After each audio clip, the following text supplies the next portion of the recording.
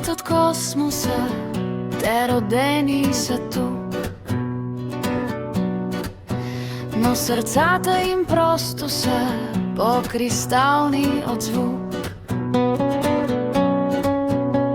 И виж, ето ги литват над балкони с пране,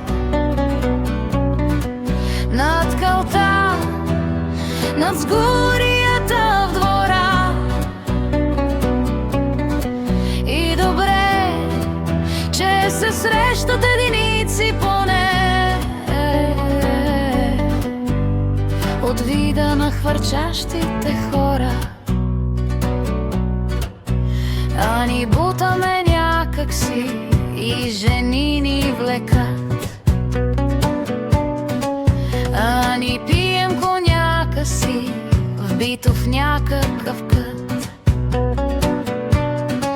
И говорим за глупости, важна, вирейки нос, или с израз на снобска умора. И изобщо стараем се да не става въпрос за вида на хвърчащите хора. И е вярно, че те не са от реалния свят, не се срещат на тениса, нямат собствен фиат. Но защо ли тогава нещо тук ни боли? Щом ги видим да литват в простора,